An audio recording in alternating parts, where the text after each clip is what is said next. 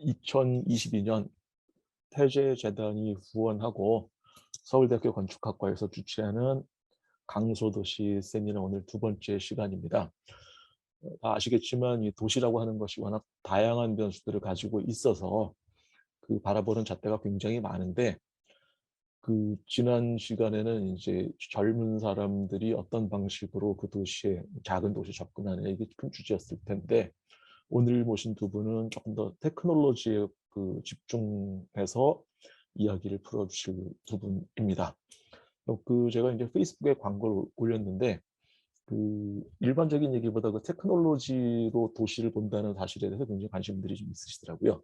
그래서 먼저 이제 안채원 선생님이 말씀을 해주시고, 그다음에 김진우 박사님이 풀어주신 다음에 그 질문이 혹시 생기면은 그때 같이 뭐 토론이랄 것도 없고 그냥 같이 의견을 나누는 순서로 했으면 합니다.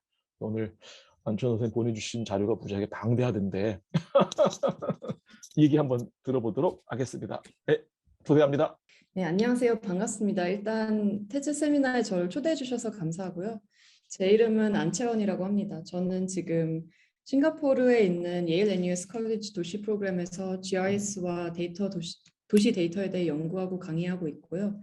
한국에서는 한국예술종합학교에서 건축을 전공했었고, 그 뒤에 이제 MIT 도시계획과에서 석사 박사를 하면서 사실은 데이터를 다루는 여러 리서치 랩에서 데이터 시각화, 커뮤니티 매핑 이런 것들을 배우고 연구해 왔습니다. 그래서 오늘은 제가 이제 현재 강의하고 있는 수업 중에 도시 데이터의 역사를 다루는 이 수업 내용을 토대로 도시 계획에서의 스마트 테크놀로지 실험들이 어떻게 전개되었는지, 그리고 그런 결과물들을 바탕으로 하여 도시에서의 어떤 스마트 테크놀로지 사용법이라는 게 있다면 그건 어떻게 구성되어야 할 것인지에 대한 주제로 어떻게 보면 질문을 던지는 시간으로 이렇게 생각하고 있습니다.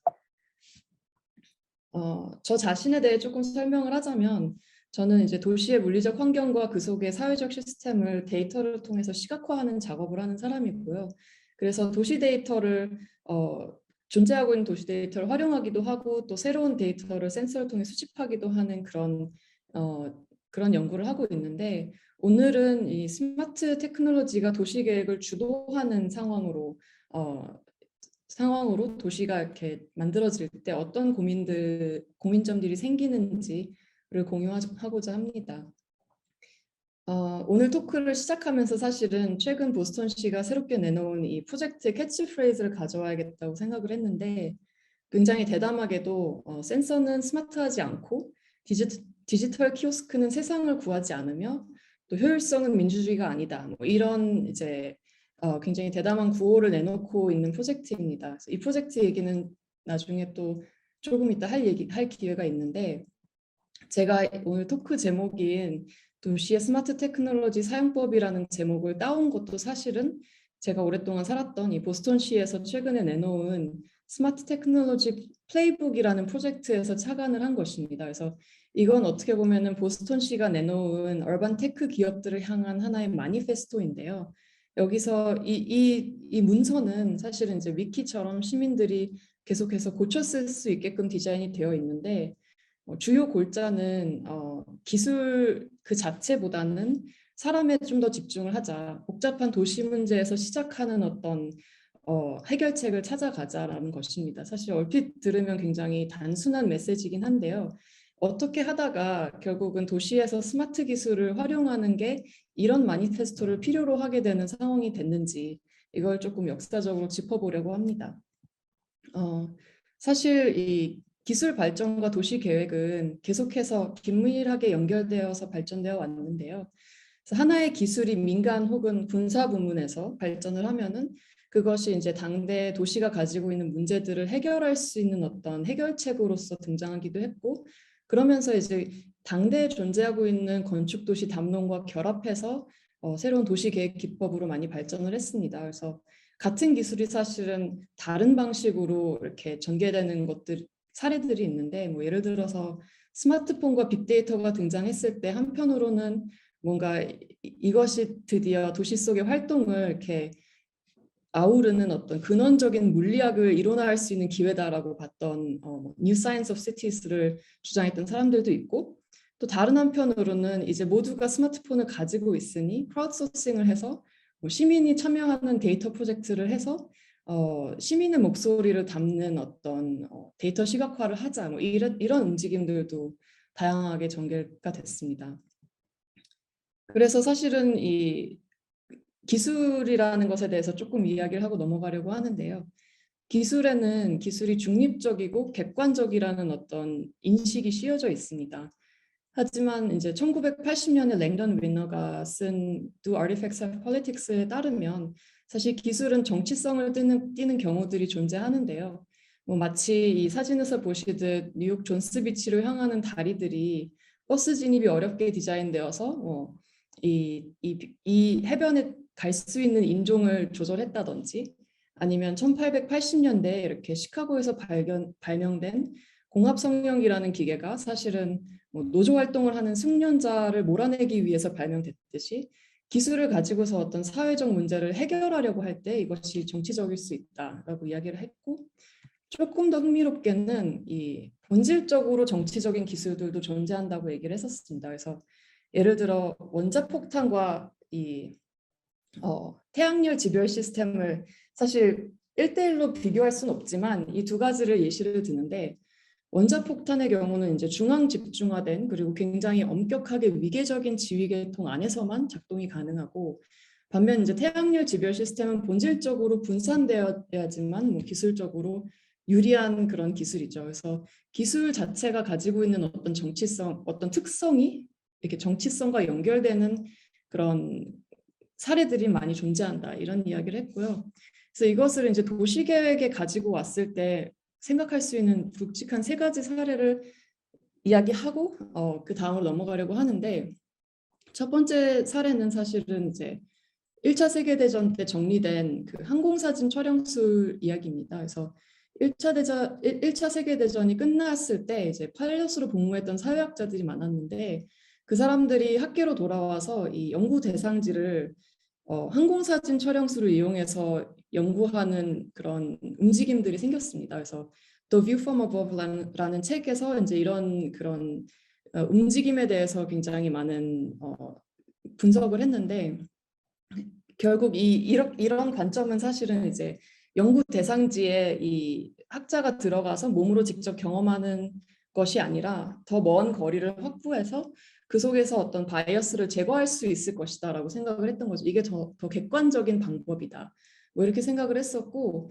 이것이 궁극적으로는 사회학 연구에 그치지 않고 뭐 프랑스 파리의 도시계획에도 직접적인 영향을 끼쳤고, 르코르비제도 비행을 하면서 도시를 내려다보고 구상하는 것을 즐겼다고 하죠. 그래서 이런 하나의 기술과 도시의 순간이 있었고, 뭐 60년대에는 이제 2차 세계대전 때 발전했던 그 군사용으로 발전했던 시스템 분석이나 뭐 사이버네틱 모델들이 이런 군사 띵크탱크들이 이제 도시계획에 참여를 전쟁 이후에 하게 되면서 미국 도시에 일어나는 어떤 인종 폭동이라든지 뭐 도심의 붕괴, 빈곤 문제를 해결하는 모델링 툴로 쓰인 바도 있었습니다. 그래서 이때 이제 모티베이션은 뭔가 이 굉장히 철저한 시스템 속에 인구와 관련된 모든 그 데이터를 넣으면 우리가 어떤 지역에 문제가 일어날 수 있는지 예측할 수 있고 거기에 대비해서 대책을 세울 수 있다, 뭐 이런 아이디어였던 것이죠.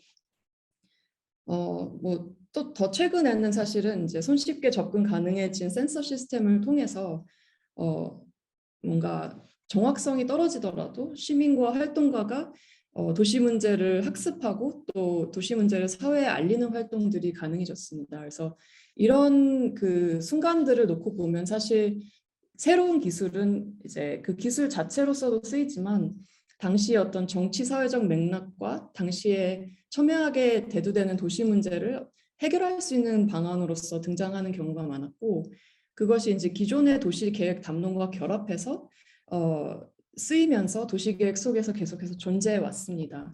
그래서 이런 상황 속에서 저는 다음과 같은 질문들을 고려해야 한다고 생각을 합니다. 그래서 일단은 기술 중에는 뭔가 정치성을 가질 수 있는 특성을 가진 기술들이 많기 때문에 기술의 그 기원을 들여다보아서 이 기술이 어떤 정치성을 가질 수 있는지, 그리고 또 현재 도시 계획과의 결합에서는 도시 문제의 어떤 부분을 해결하고 또 어떤 새로운 예상치 못한 문제들이 생겨나는지, 그리고 마지막으로는 결국 기술이 주도해서, 그러니까 테크놀로지 드리븐한 도시 계획을 했을 때 그 결과물로 나오는 환경이 우리가 이미 도시에서 누리고 있는 여러 가치들을, 예를 들어 뭐 지속 가능한 가치 혹은 민주적이라는 가치, 뭐 공공공간의 가치, 커뮤니티의 가치, 이런 것들이 보호되는지를 질문해 보아야 한다는, 그런 크게는 세 가지의 질문들을 고려해야 한다고 생각을 합니다.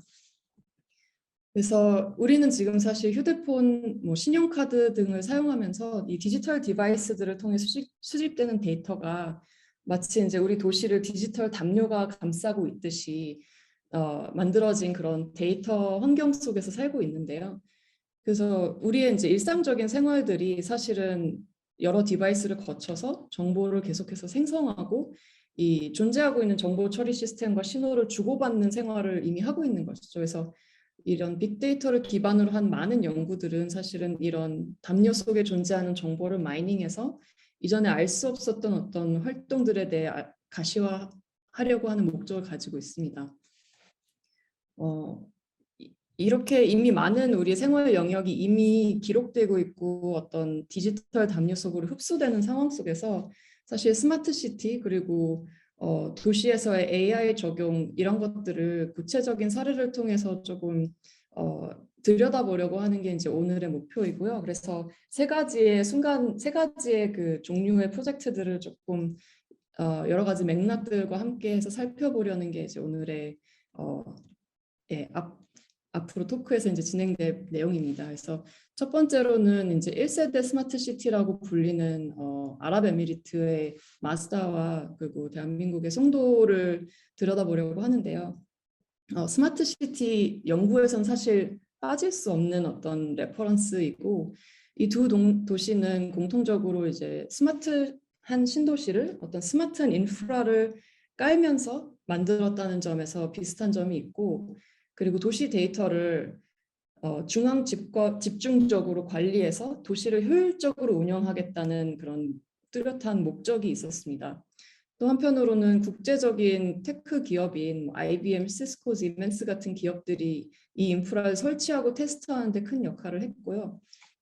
그래서 어떤 다이어그램으로 설명하자면 두 도시 모두 도시 정부가 어떤 물리적인 공간과 그리고 법적 근거를 제공했고, 거기에 이제 민간 부분에서 개발된 기술들이 이런 민간 협력을 통해서 스마트 시티의 시스템과 인프라를, 도시를 처음 지을 때부터 이것들이 이제 깔리면서 도시가 만들어진 것이죠.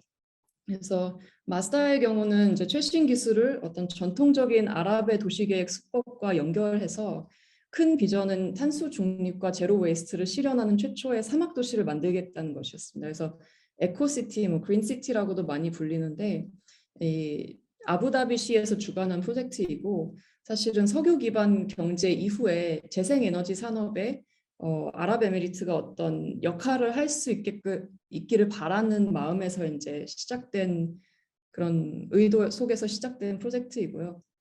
그래서 2014년에 영국 와일디지에서 이제 인터뷰가 이런 동기들을 또 더 여실히 드러내는데, 이 새로운 에너지 해결책에 참여하려는 아랍에미리트의 어떤 정치적, 경제적 속셈이 사실 이 프로젝트의 모티베이션에 굉장히 짙게 있었던 것이죠. 그래서 이 도시는 이런 포스터 앤 파트너스가 디자인을 했는데 이런 클린테크의 실험장이자 개발의 장으로서 계획이 되었고, 그래서 이 안에는 이제 국제재생에너지 기구라든지 뭐 마스다레이 연구소, 뭐 이런 것들이 이제 위치하게 되면서 복합 용도이자 저층 고밀 개발된 도시를 이제 마스터 플랜을 내놨습니다. 그래서 이 도시는 화석연료 차량 없이 운영되는 세계 최초의 현대식 커뮤니티가 되겠다는 포부가 있었고, 동시에 편의시설의 배치, 그리고 인공적 그늘의 배치를 통해서 뭔가 보행이 편리한 어떤 걷기를 장려하는 환경으로 설계가 됐는데, 이와는 또 별도로 이 도시의 주변부에는 풍력이나 태양광 발전 농장, 그리고 연구소가 지어져서 이 지역 사회를 통해서 완전히 에너지 자급자족을 하는 것이 이 도시의 목적이었습니다. 그래서 궁극적으로 마즈다는 이제 지속 가능성을 가진 에코시티를 표방하면서 이런 화두에 응답하기 위해서 스마트 시티라는 담론을 가지고 와서 이런 기술들을 적용하기 위해 지은 도시인 것이죠. 그래서 이 마스터 플랜을 보시면 물론 이 전체가 다 지어진 것은 아닙니다. 현재 이것의 일부 극히 일부만 지어졌는데 뭐 예를 들어 이 그 솔라 패널이 있는 어떤 그늘막들이라든지 또 도시 주변을 감싸는 이런 에너지를 공급해 줄 수 있는 솔라 팜 같은 이제 인프라가 있고 또 도시 아래에는 이렇게 그러니까 도로 레벨 지하에 존재하고 있는 이런 자동 주행 시스템들이 이렇게 계획이 돼서 실제 운영도 되고 있습니다. 이것이 이제 2013년에 마스터를 취재한 와이어드 UK에서 찍은 사진이고요. 보시면 마스터 플랜과 비교했을 때 정말 극히 일부분만 지어졌다는 걸 알 수 있습니다. 그럼에도 불구하고 이 프로젝트는 아랍에미리트에서 처음으로 재생에너지를 공식 그리드에 연결한 프로젝트가 되었고 또 결과적으로는 뭐 전등 스위치나 수도꼭지 없는 도시, 그래서 전기와 물 소비가 획기적으로 줄어드는 그런 도시를 만들 수 있었습니다. 그럼에도 마스다에 대한 평가는 원래 목표에 미치지 못한 실망스러운 결과다라는 이제 평가를 많이 받는데요. 이것은 이제 애초에 세웠던 목표가 탄소 중립, 제로 웨이스트라는 굉장히 원대한 목표였고 그것을 달성하는 것이 굉장히 어려웠기 때문이기도 합니다. 하며 또 한편으로는 어떤 경제적인 위기 때문에 원래 계획했던 영역만큼을 짓지 못한 것도 큰 요인입니다. 그럼에도 불구하고 40%의 에너지와 물 절약, 30%의 탄소 사용량 절감 효과를 냈고 다만 이제 정말 마스다가 가지고 있는 뼈아픈 그러니까 마스다가 계속해서 이제 겪는 뼈아픈 비판은 이 훨씬 그러니까 도시라고 부르기 어렵게 적은 수의 그 기업과 거주민이 이 지역에 정착했다는 점입니다. 그래서 많은 학자들은 마스다가 도시가 아닌 비장소라고 비판하고 있고 여기에는 이 기술을 실험하고 홍보하는 데 치중한 나머지 도시를 이루는 기본적인 사회적 측면들이 이 도시를 계획하는 데 있어서 경시되었다. 뭐 이런 비판들이 많이 존재하고 있습니다. 결과적으로 사막 한복판에 지어진 이런 이코시티로 사람들이 이주해 오도록 설득하지 못한 것이 최종적인 결과인 것이죠. 우리나라의 송도는 이제 유비쿼터스 시티라는 슬로건을 가지고 2007년에 마스터 플랜을 시작하면서 건설이 됐는데요. 이것은 이 인천 경제자유구역의 일부로 한국 경제가 제조업에 대해서 가지고 있는 어떤 의존성을 벗어나서 정보기술 그리고 전자기술을 포함한 어떤 첨단 기술 사업 그리고 국제 물류, 금융으로 이 경제의 중심을 옮기려는 목적의 일환으로 만들어졌고 그래서 어떤 경영 및 주거 여건을 개선하고 규제를 완화하고 이런 것들이 이제 이 물리적 환경과는 또 물리적 환경에 대한 어떤 그 마스터 플랜과 함께 이제 이루어졌던 어떤 정책적인 그 변화들입니다. 그래서 송도는 특히 인천국제공항, 뭐 인천항 그리고 서울시와의 접근성을 이제 매력으로 이런 투자와 또 이주해 올 수 있는 사람들을 유치하려고 노력을 했죠. 그래서 송도는 간척지 위에 지은 도시, 스마트 시티로 이제 전체 도시를 포괄하는 센서 시스템 그리고 중앙 집중화되어 있는 어떤 통합 운영 센터 이런 것들이 굉장히 특징적이고 또 많이 언론에 이제 보도되었던 것은 폐기물 자동 집할 시스템이겠죠. 그래서 이런 것들을 어떤 이 신도시를 개발하는 그리고 경제 자유 구역을 조성하려고 하는 어떤 정치적인 그 맥락 속에서 만들게 되었고 그 과정에서 이제 이거 스마트 시티라는 도시적 담론과 결합하여 생겨난 어떤 1세대 스마트 시티라고 볼 수 있습니다. 송도는 특히 이런 스마트 시티 인프라가 시민에게 어떤 서비스로 돌아오는 어떻게 보면 최초의 그 구조를 실제로 지은 사례인데요. 통합 운영센터로 각종 교량에서 수집한 정보, 공공주택의 CCTV에서 수집한 정보, 그리고 환경 센서들로부터 수집한 정보들이 중앙의 그 통합 운영센터로 이렇게 집중이 되고, 그래서 통합 운영센터에는 굉장히 거대한 그 스크린에 각종 센서 값과 CCTV들이 이렇게 표시되는 공간이 있죠. 그래서 이런 정보들이 한 곳에 모이고 그 다음에 다시금 이제 신호 제어기라든지 키오스크를 통해서 서비스로서 시민에게 돌아가는 그런 센서 시스템을 가지고 있습니다. 그래서 도시 정보를 정말 한 곳에 집중시키는 그런 구조로 설계가 됐고, 뭐 폐기물 자동 집화 서비스도 이제 집에서 폐기물을 지하 폐기물 시설로 보내고 이 과정에서 이제 에너지 생산을 위한 분류, 재활용, 뭐 연소 과정들을 거치게 됩니다. 그래서 사실상 쓰레기 수거 트럭이 필요 없어지는 것이죠.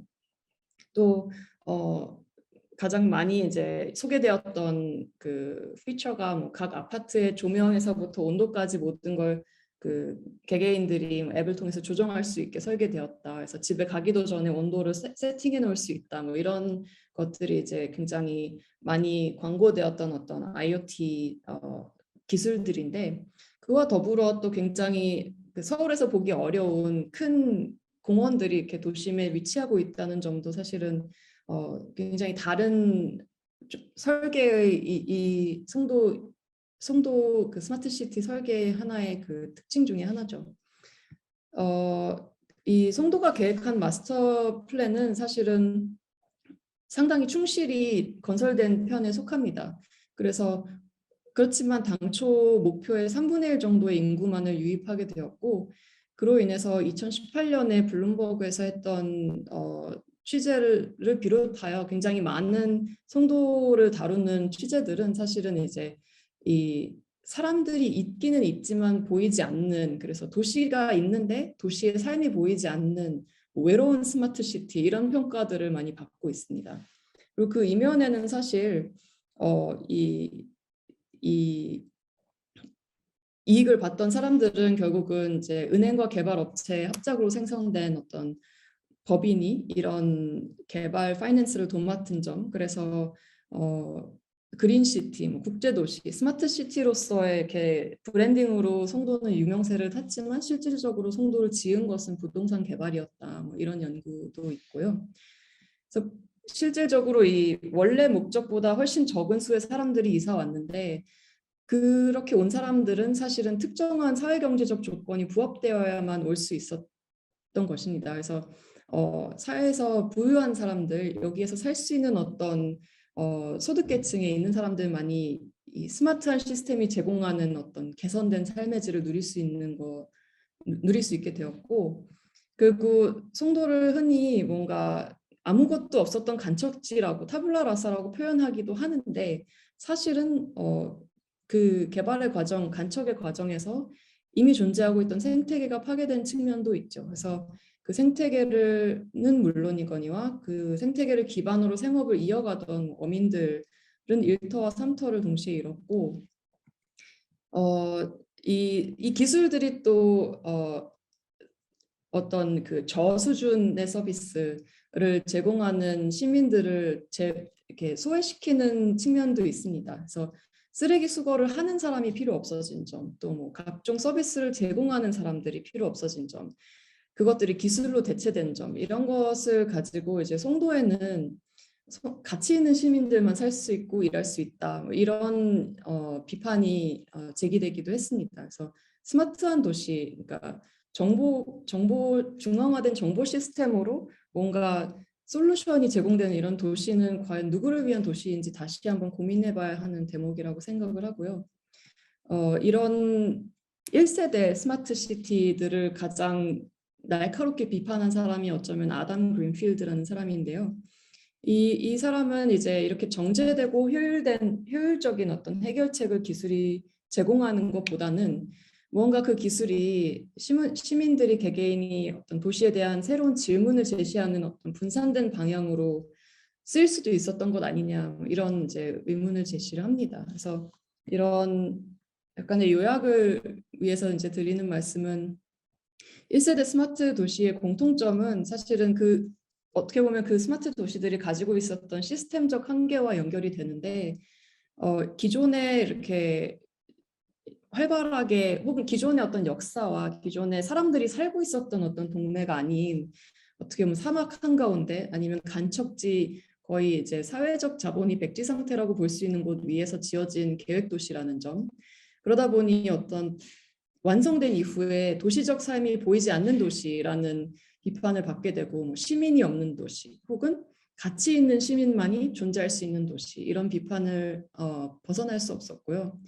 또 하나는 이제 기술과 어떻게 보면 조금 더 직접적으로 연결되는 어떤 한계인데, 효율성을 위해서 도시 전체를 아우르는 중앙 집중적인 운영 시스템을 운영하다 보니 그 시스템이 가지고 있는 폐쇄성이 어떤 특정 기업들이 기술을 독점적으로 배포한다든지 데이터가 투명하게 공개되고 운영되지 않는다는 점, 이런 점들이 이제 폐쇄성을 가져올 수밖에 없었던 것으로 보입니다. 그래서 다른 한 가지는 사실 최근에 대두되기 시작한 문제였는데, 특히 이제 송도의 경우 그 쓰레기 집화 시설 인프라가, 그러니까 기술은 계속 빠르게 발전하는데 그런 인프라들은 그것을 따라오지 못하는 문제도 추후에 생겼습니다. 그래서 앞으로 몇 년 후에는 그 운영을 중단하고 그냥 기존의 그런 인프라가 없는 곳과 동일하게 그 쓰레기 배출을 운영하겠다라는 새로운 방침을 내놨다고 하더라고요.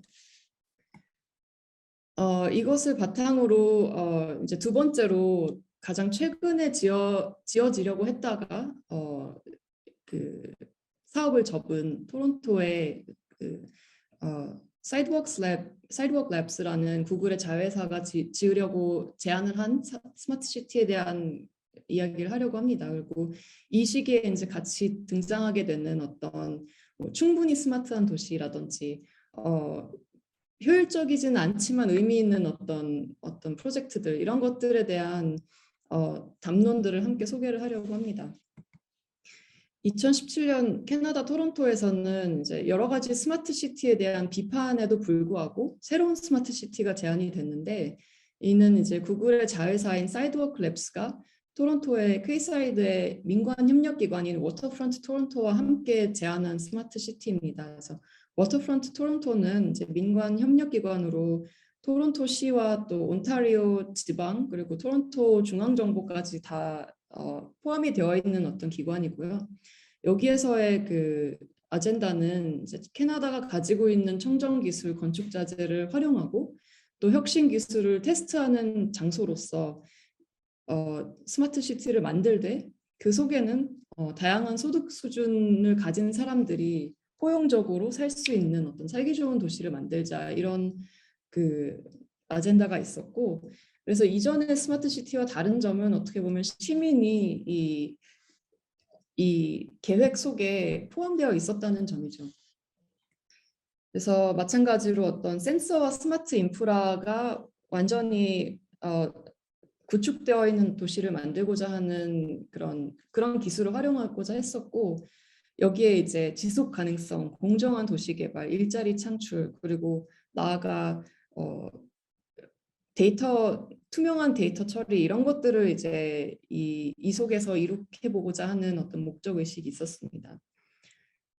이것을 주도한 사이드워크 랩스는 이제 구글의 자회사로 도시 혁신 업체, 그러니까 Urban Innovation Company로 자신들을 소개를 하는데요.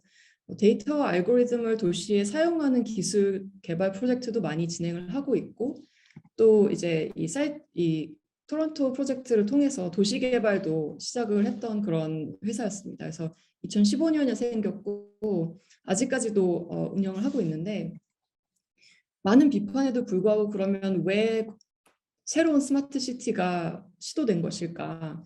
이거에 대한 이제 인사이트를 주는 그 기사가 있었는데, 여기서 이야기하는 점은 결국은 데이터 중심의 경제로 계속해서 전환해 가고 있는데, 이런 경제에서는 지적 재산과 그리고 데이터가 가장 유망한 자산이기 때문에 기업들이 이런 지적 자산과 데이터를 자신들이 소유하여 추후에 상업화하고 싶어하는 그런 욕구가 있다는 것이죠. 그래서 구글이 사실 여기에서 실험했던 것은, 물론 이 많은 도시 문제를 해결하는 것들도 있었지만, 토론토에서 개발되는 어떤 다양한 도시 기술들, 그리고 그 과정에서 생성되는 데이터들을 본인들이 소유하여 재배포할 수 있는 비즈니스 모델, 그리고 재배포할 수 있는 어떤 그 레귤레이션을 만들고 싶었던 게 더 큰 것 같습니다. 그래서 일단 이 퀘이사이드 토론토가 가지고 있는 5가지 큰 축의 그 이상은 일자리 창출, 그리고 온실가스 절감을 통한 지속 가능한 도시 개발, 그리고 저렴한 주택을 공급함으로써 다양한 그 소득 분포에 있는 사람들이 감당할 수 있는 주택을 제공하는 것, 그리고 대중교통 활성화와 대중교통, 걷기, 자전거 타기가 가능해지는 어떤 인프라 구축, 그리고 마지막으로 가장 중요하게 이제 개인정보를 보호하면서 책임 있는 데이터 사용과 공공이익을 보호하는 어떤 디지털 생태계를 만든다. 이렇게 5가지 축의 그 목적이 있었습니다. 그래서 마스터 플랜은 이렇게 토론토의 그 워터프런트에 있는 퀘이사이드라는 동네를 리뉴얼하는 플랜이었고, 이렇게 이 어떤 이전에 그 크리티시즘을 염두에 두고 한 렌더링이라는 생각이 듭니다. 그러니까 시민이 없는 도시, 뭐 외로운 도시 이런 이제 평가들이 있었는데 그렇지 않고 뭔가 퍼블릭 라이프가 굉장히 활발하게 벌어지는 현장들에 대한 렌더링이 많고, 또 특히 이 렌더를 보시면은 굉장히 다양한 인종들이 섞여 있는, 그래서 토론토가 원래 가지고 있던 인종 다양성이 반영되는 어떤 그런 도시 개발을 하겠다는 그 포부가 이 렌더링에서 나타나죠. 여기에 가장 이제 쟁점이 이 계획에서 가장 쟁점이자 논란이 됐던 건 사실 테크놀로지를 어떻게 활용할 것이냐에 대한 것이었는데, 한편으로는 이 도시에 깔려 있는 인프라가 공공이 수집한 데이터가 되고, 그 데이터를 통해서 물리적인 환경들이 변화할 수 있는 어떤 장치들을 설치하겠다는 계획이 있었고, 한편으로는 또 이렇게 수집된 데이터를 제3의 기업들이 들어와서 새로운 어플리케이션을 개발할 수 있도록, 그래서 시장성이 있는 솔루션을 만들 수 있도록 그들을 초대하겠다, 이런 문구가 있었거든요. 근데 이것이 이제 엄청나게 많은 그 논란을 일으킵니다. 그래서 수집된 정보로 무엇을 하고 싶은지, 뭐 이런 것들이 불분명하다, 이것들을 공개해달라라는 이제 시민사회 압력이 굉장히 거세게 있었고, 특히 뭐 어떤 데이터가 수집될 거냐, 누가 데이터 소유권을 가지냐, 수익화는 누가 할 수 있느냐, 이런 것들에 대한 그 세부적인 정보가 없는 상황에서 많은 논란들이 이제 생겨나게 됩니다. 하지만 이제 그럼에도 불구하고 이 퀘이사이드에서 사이드워크 랩스가 하려고 했던 어떤 기술과 물리적 환경이 이렇게 상호작용하는 모습 하나는 이런 장면입니다. 그러니까 데이터를 이용해서 결국은 이 수요에 맞춰서 도로의 사용이 바뀌는, 그래서 좀 다이나믹하게 도로를 사용할 수 있는 뭐 이런 종류의 그 물리적 환경과 데이터가 연계되어서 도시 공간을 이렇게도 저렇게도 점유할 수 있는 이런 계획들이 있었고, 특히 이제 디지털 생태계를 구축하겠다는 그 마지막 아젠다 속에는 얼반 데이터 트러스트를 만들어서 어떤 다양한 스테이크홀더들이 모여서 이 얼반 데이터에 대한 어떤 프라이버시 규정을 만들겠다, 이런 계획이 있었고, 또 어떻게 하면 책임감 있게 이 데이터를 도시가 사용할 거냐에 대한 가이드라인을 함께 만들겠다, 이런 약속들이 있었는데, 문제는 이제 2018년에 이 프라이버시 엑스퍼트로 이 프로젝트의 컨설턴트로 활동했던 앤 카보키안 박사가 이 프로젝트를 돕는 입장에 있다가 결국은 이 프로젝트를 떠나면서 폭로를 하면서 이제 굉장히 큰 논란이 벌어집니다. 본인은 그 프라이버시가 지켜지는 스마트 시티를 만드는 게 목표였는데 결국은 감시의 스마트 시티를 만들고 있었다. 그래서 개인의 정보, 그러니까 개인을 식별할 수 있는 정보가 모두 이렇게 삭제된 채로 데이터가 공유될 것이라고 구글은 계속 얘기를 해왔는데, 사이드워크 랩스는 계속 얘기를 해왔는데, 실제로 그 원칙이 지켜지지 않는 것을 보면서 자기는 이 프로젝트를 떠날 수밖에 없었다, 뭐 이런 얘기를 하거든요. 그래서 이 프로젝트에 대한 엄청나게 큰 그 사회적 반발이 벌어집니다. 그래서 사실 마스터 플랜밖에 안 나왔고 공사는 삽도 뜨지 못한 상황이었고, 그래서 18개월간 그런 그 논란을 잠재우고자 공공참여 프로젝트들을 많이 실행을 했습니다. 그렇지만 그에 대해서도 여전히 많은 논란이 있죠. 그래서 이 의견 수렴 활동가들은 이제 의견 수렴보다는 홍보에 더 큰 의도가 있는 참여 프로젝트들이었다. 대안을 배울 기회가 없었다라고 이야기를 했고, 또 참여할 수 있었던 사람들의 면면을 보더라도 결국은 국민들뿐만 아니라 핵심 관련 공무원들도 배제되어 있었다. 구글에 의해 연출되고 관리된 공공 참여였다. 이런 이야기들을 합니다. 그러다가 결국 2020년에 이제 코로나로 인한 어려움으로 이 프로젝트를 종료하겠다라는 발표가 있었고, 그래서 이 마스터 플랜밖에 나오지 않았던 이 프로그램이 많은 그 논란 끝에 종료가 되었습니다. 그 자리에 이제 아자이 건축사무소에서 이제 새로운 그 마스터 플랜을 내놨고, 스마트 시티로부터 벗어나는 어떤 리셋을 하자, 이런 이제 의지 속에서 살기 좋은, 그리고 다양성이 존중받고 지속 가능한 어떤 도시 개발을 했던 이런 새로운 안이 이제 채택이 되어가지고 실행이 되고 있습니다. 이 같은 시기에 그래서 많이 등장하게 되는 이런 새로운 담론들은 무엇이었냐면, 충분히 스마트한 시티, 혹은 효율성을 극대화하는 이런 최적화를 에 대항하는 법들, 그리고 시빅 디자인을 이런 시기에서 어떻게 하면은 의미 있게 할 수 있는지에 대한 이런 생각들이 이제 많이 데이터와 테크놀로지와 도시계획의 그 담론으로 들어오게 되는데요. 아까 처음에 소개드렸던 베타블록스도 작지만 그런 것과 연결되어 있는 스마트 시티 프로젝트라고 생각합니다. 이것은 이제 2018년부터 지금까지 계속해서 이 앞서 말했던 Meaningful Inefficiency를 썼던 이 Engagement Lab의 에릭 고든이 주도한 프로젝트이고요. 이거는 여기서의 입장은 그겁니다. 그러니까 우리는 센서를 사용할 것이고 계속해서 테크놀로지를 통해서 도시를 분석하고 개선하는 것을 하고 싶지만 그것을 하는 과정은 변해야 된다.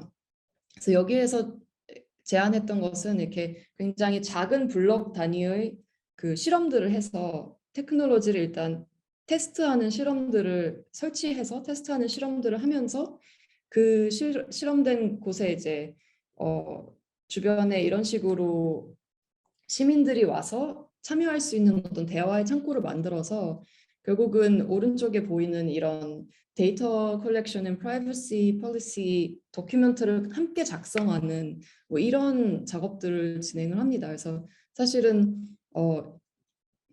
여기에서 이제 도출되는 어떤 원칙들을 이 앞으로 보스턴이 이 같은 테크놀로지를 광범위하게 적용할 때 지켜나가겠다, 이런 약속을 이제 내포하고 있는 프로젝트이고요. 그래서 아까 충분한 스마트 도시를 쓴 벤 그린이 주장하는 바는, 그래서 사실 그러니까 스마트 테크놀로지를 우리가 계속해서, 그러니까 스마트 테크놀로지 자체를 부정하는 것이 아니라 그것을 어떻게 하면은 도시의 문제들을 해결할 수 있는 방향으로 쓸 수 있을까에 대해서 제언이 있었는데, 그러니까 기술이 해결할 만큼 인위적으로 정의된 간단한 문제를 해결하지 말고 도시가 가지고 있는 복잡한 문제에서 시작하자.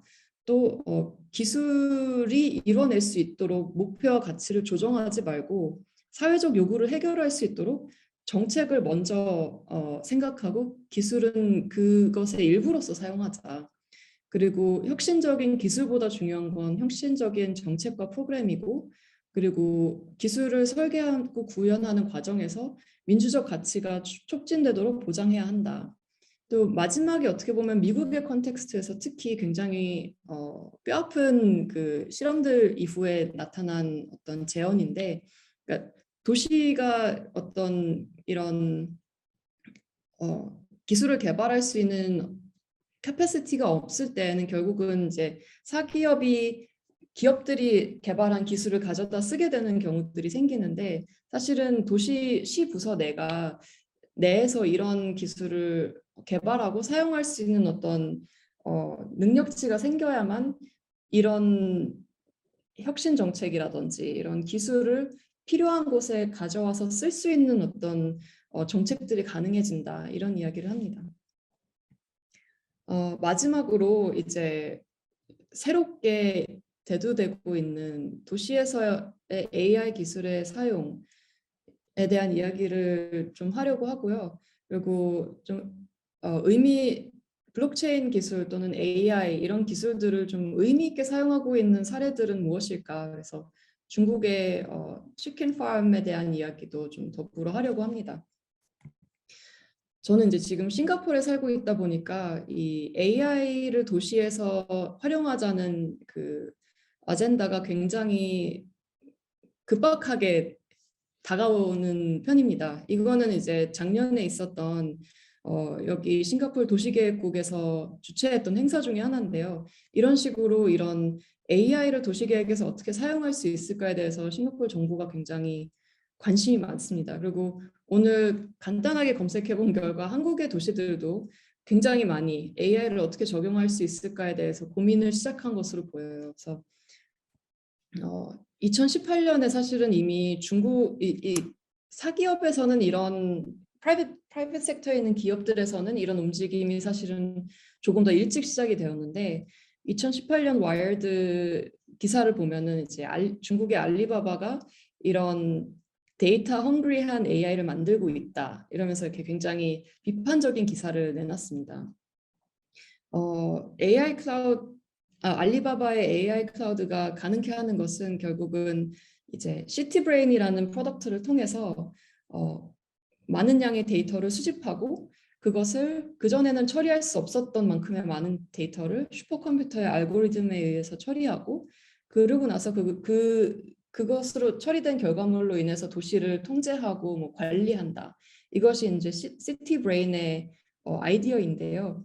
이전에 그 논란을 염두에 두고 있는지 데이터는 시가 소유하게끔 하겠다라는 어떤 새로운 방향이 추가되어 있고요.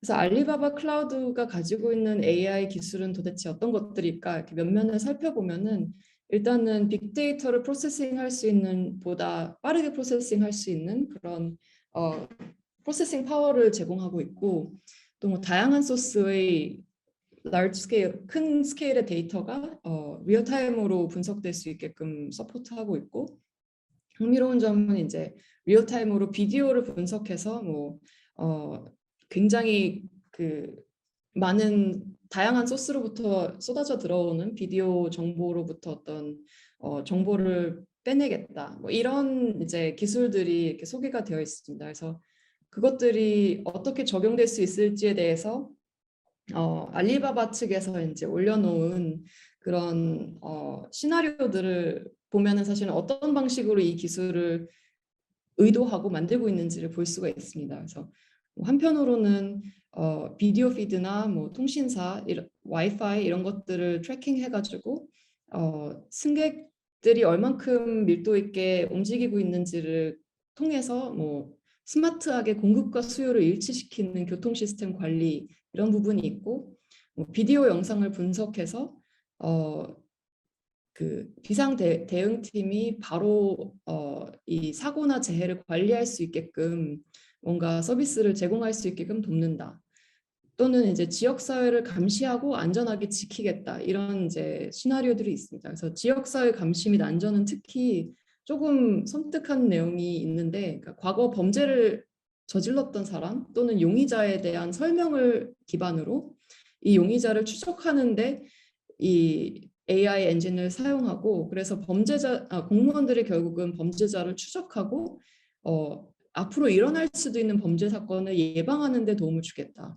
뭐 이런 이제 시나리오가 명시되어 있습니다. 또 뭐 도시 전반에 의료 기록을 통해서 도시의 헬스케어를 하겠다, 혹은 뭐 도시의 천연 자원 그리고 수자원을 관리하겠다, 이런 이제 다양한 시나리오들이 알리바바 측에서 이렇게 만들어져 있고요.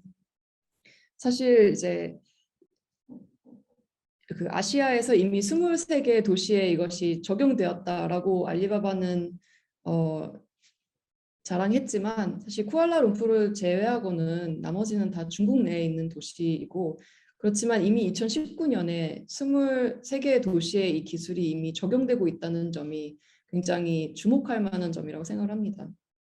그렇다면 AI는 도대체 무엇이며 어디까지 와 있는가를 생각해 봐야 할 텐데요. 아직까지도 AI의 연구의 주류는 인간의 뇌를 필요로 한다고 합니다. 그래서 이 그 인간의 필요성을 점차 이제 줄이고 artificial한 인텔리전스를 만드는 것이 이제 연구자들의 목표일 텐데요. 인간을 필요로 하는 이유는 사실은 프로그래밍하기 어려운 인간의 지적 능력, 지적 활동에는 프로그래밍하기 어려운 인간의 능력들이 몇 가지 소속이 되어 있는데 그 중에 한 가지가 어떻게 보면은 상황 속에서 무언가를 이해하는 능력이라고 합니다. 그래서 아주 간단한 예로 이 사진에서 눈을 찾아본다고 했을 때 우리는 사실 이미 눈은 얼굴 안에 있고 뭐 그 안에서 두 개의 점을 찾으면 되고 이런 이제 맥락적인 정보가 있잖아요. 근데 이제 이것을 AI가 인식하려면은 그런 맥락들을 어떤 맥락을 알아야 하는지를 입력해 줘야 하는 것이죠. 그래서 근데 이거는 이제 단지 이미지 분석의 차원에서의 이야기이고 사실 AI로 도시의 어떤 현상 혹은 도시의 상황을 파악한다고 했을 때는 얼마나 많은 맥락들, 얼마나 많은 컨텍스트들이 주어져야 그 AI가 바른 선택을 할 수 있을지 또 무엇이 바른 선택인지 이런 것들을 정의하는 과정들이 굉장히 많이 필요할 것이라는 생각이 들죠. 그와 더불어 사실 AI 기술, 앞서 말씀드린 건 사실은 AI 기술을 뭐랄까 컨텍스추얼라이즈 하는 것이 어려움이 있다는 이야기였지만 AI 기술 자체가 가지고 있는 특성들이 또 기존의 스마트 시티에 적용됐던 센서 기술들과는 확연히 다른 특징을 가지고 있습니다. 그래서 2021년에 나온 Atlas of AI라는 책에 따르면 이 책의 저자인 케이트 크로포드는 AI가 사실 인간의 개입 없이 존재하는 어떤 객관적이고 보편적이고 중립적인 기술이 아니라 사회, 정치, 문화 그리고 경제적 논리 속에서 태어났고 사람과 기관을 통해서 그 작동 방식이 결정된다고 주장하면서 다음과 같은 말을 합니다. AI는 볼리비아의 소금 호수, 여기서 이제 리튬을 캐거든요. 그래서 소금 호수, 그리고 콩고의 광산에서 태어났으며 인간의 행동, 감정, 정체성을 분류하는 데이터 라벨링 작업자의 데이터 세트로 구성이 되고 예멘에서 드론을 움직이는 데 쓰이기도 했고 미국의 이민 정책에 관여하기도 했고 또 전 세계 인간의 가치와 위험에 대한 신용 점수를 조절하는 데도 사용이 되고 있습니다. 라고 이야기를 하는데요. 이것은 결국 아무리 로컬한 컨텍스트에서 사용되는 AI 시스템일지라도 그 AI를 작동하게 하는 어떤 인프라는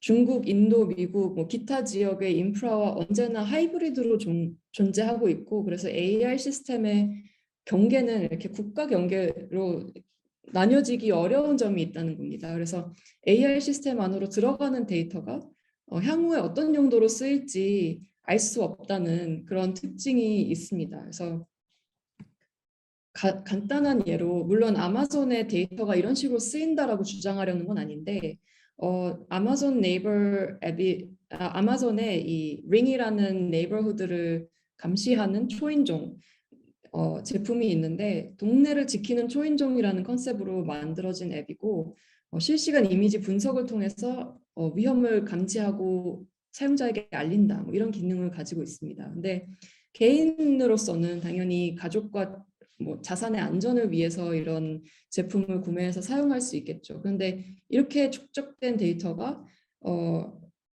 안면 인식 알고리즘을 강화하는 데 쓰일 수도 있는 거고 그러다 보면 그것이 제가 전혀 상상하지 못했던 어떤 컨텍스트에서 안면 인식을 실제로 하는 어떤 도구를 만드는데 나도 모르게 기여할 수 있다는 문제가 있습니다. 그래서 이런 어려움들 중에서도 특히 이것이 이제 이런 뭔가 조금 더 제도적인 장치들이 만들어져야 하는 어떤 맥락 속에서 사실 아까 알리바바가 이야기한 AI 사용 시나리오 중에 가장 염려스러운 것은 그 도시 운영을 직접적으로 AI를 통해서 함으로써 도시 안전을 관리하겠다는 분야인데요. 결국 이것은 이제 인간 판단의 일부를 AI에게 맡겨서 검찰과 경찰이 알고리즘이 시켜서 이런 일을 내가 했다라고 말하게 되는 상황을 만들 수도 있다는 거죠. 이렇게 가다가는.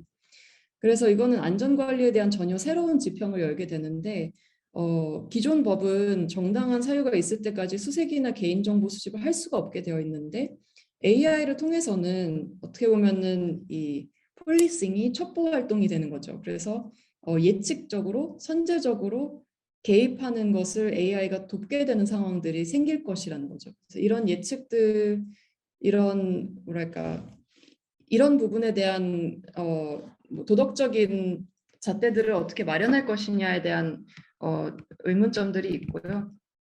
또 비단 도시 안전 관리뿐만 아니라 복지 분야에서 이제 이런 자동화 시스템들이 사용됐을 때 결국 불평등을 계속해서 가속화하는 그 결과를 낳지도 않는 경우도 많지 않냐 이런 이제 비판도 있습니다. 그래서 버지니아 유뱅스라는 교수가 이제 Automating Inequality라는 책을 통해서 주장하는 바는 사실 데이터베이스를 기반으로 하여 그 미국의 복지와 보험 정책들을 연구했는데 특히 AI 시스템이 복지국가의 복지 정책의 일부로 배치될 땐 이게 더 큰 지원을 제공하기 위해서 쓰이는 것이 아니라 사람들이 공공자원에 대한 접근을 불필요하게 하지 못하게끔 감시하고 평가하는 그래서 제한하는 방법으로 사용된다고 주장을 합니다. 그래서 왜냐하면 보조를 받을 자격이 있는지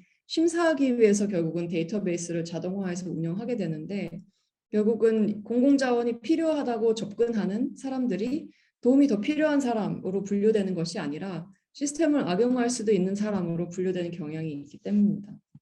그래서 이런 AI의 끊임없는 영역 확장이 지금 일어나고 있는데요. 사실 필요한 질문은 왜 인공지능을 사용하는가, 누구에게 이득이 돌아가는가인 것 같고요.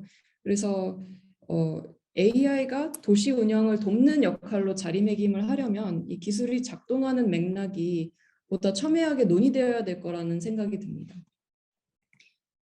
그럼에도 불구하고 AI와 블록체인 기술이 뭔가 예상치 못한 곳에서 유의미한 성과를 내기도 하는데요. 여기 보시는 것은 이제 중국 농촌의 고고 치킨 팜이라는 닭 농장인데요. 모든 닭들의 다리에 핏빗 같은 혹은 뭐 애플워치 같은 작은 센서를 설치했습니다. 그래서 이 센서는 닭이 얼마나 운동을 하는지, 닭이 건강한지 이런 것들을 판단하는 데 사용이 되고요. 농장은 이제 그 데이터와 닭의 성장 기록을 블록체인 기술로 저장하여서 QR코드에 담아서 소비자에게 전달합니다. 그래서 저도 최근에 싱가포르에서 닭고기를 샀는데 QR코드가 찍혀 있더라고요. 그래서 이런 그 QR코드를 찍고 들어가면은 이제 이 닭이 뭐랄까 안전한 어떤 과정을 통해서 당신의 손에 전달됐습니다를 이제 증명하기 위해서 이제 이런 일들을 하는데요. 이런 현상들을 엮어서 블록체인 치킨 팜이라는 책을 쓴 샤오이 왕이라는 저자는 이제 중국 현재 농촌이 테크놀로지로 인해서 어떻게 변화하고 있는지를 관찰을 했습니다. 그래서 결국은 중국 내에서 식품 안전에 대한 염려 때문에 이런 테크놀로지를 도입하는 농장들이 등장을 했고 그래서 신뢰할 수 있는 음식을 먹고 싶어하는 소비자들에게 이런 최적화된 식품을 제공하는 하나의 산업이 생겨났다고 합니다. 그 속에서 결국 양돈 농업 혹은 뭐 축산업은 결국은 정보 산업으로 변화하는 측면이 있다는 것이죠. 그래서 이거는 이 백그라운드는 사실 아까 많이 언급했던 알리바바의 그 AI 엔진이 작동을 하고 있는데 아까 설명드렸던 게 시티브레인이라면은 그것의 이제 자매 프로젝트인 Agricultural Brain이라는 프로덕트가 이것들을 가능케 합니다. 그래서 이 비디오도 나중에 시간이 되면은 한번 보시길 추천드리고요. 그래서 이런 기술을 도입한 양돈 농가는 이제 돼지를 비디오, 온도, 음향 센서를 통해서 모니터링하게 되고 돼지의 건강과 뭐 어떤 사고가 일어나는지 이런 것들을 감지하고 적절한 시점에 적절한 조치를 취할 수 있게끔 경보를 발령하는 일을 합니다. 그래서 이것이 실제로 이제 그런 양돈 농가를 취재한 어떤 기자의 사진이고 이 농장 속에서 자라는 돼지들은 최적화된 삶을 살고 그리고 스트레스 조절을 위해서 세심하게 설계된 사운드 트랙을 듣고 있고 그리고 그 결과로 맛이라든지 모양이 최적화된 그래서 표준화된 식품으로서 돼지가 탈바꿈할 수 있는 그런 인프라가 생긴 것이죠. 그리고 이렇게 쌓인 돼지에 대한 데이터가 사실은 돼지 인플루엔자가 발병했을 때 이 돼지가 인플루엔자에 걸렸을지 안 걸렸을지를 판별하는 그래서 진단하고 그 인플루엔자를 예방하는 데도 쓰였다고 합니다. 실제로.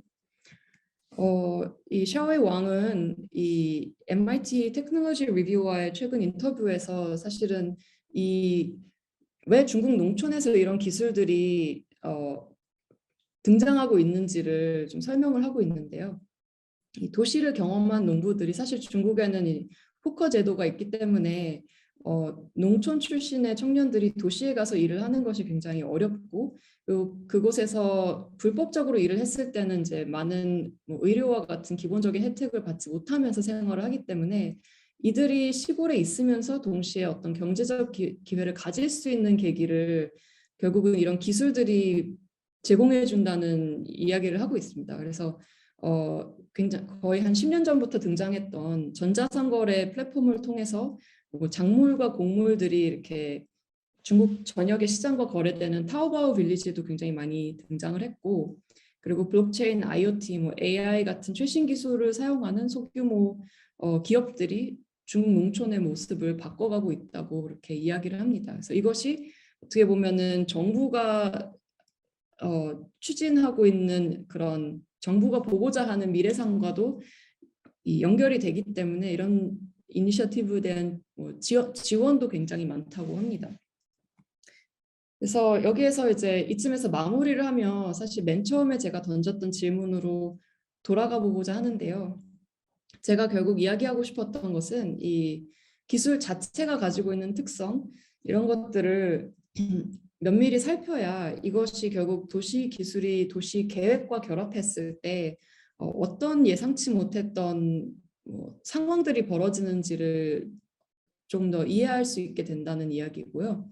그리고 그 이상으로 사실은 애초에 이런 여러 이해관계와 뭐 입장들이 복잡하게 얽혀져 있는 도시 문제들을 해결하는 데 있어서 이 기술이 얼만큼 필수적인지 고려해야 한다 이런 이야기도 드리고 싶었습니다. 그리고 마지막으로 기술이 도시 계획을 주도할 때 결국 우리가 기존의 이제 많은 도시 계획의 역사를 거치면서 만들어 왔던 어떤 도시가 가지고 있는 문화라든지 도시가 기본적으로 가지고 있는 가치들이 있는데 기술이 주도하는 도시에서 그 가치들이 공존할 수 있는가 이런 것들이 결국 그것을 만들어가는 사람은 그 기술자 혹은 그 기술 그 자체가 아니라 어떻게 보면은 이 기술을 어떤 맥락에서 가져올지 그리고 시민들과 어떻게 담론을 형성해 나갈지 고민하는 사람들이 그 역할을 할 수 있는 게 아닐까 이런 생각을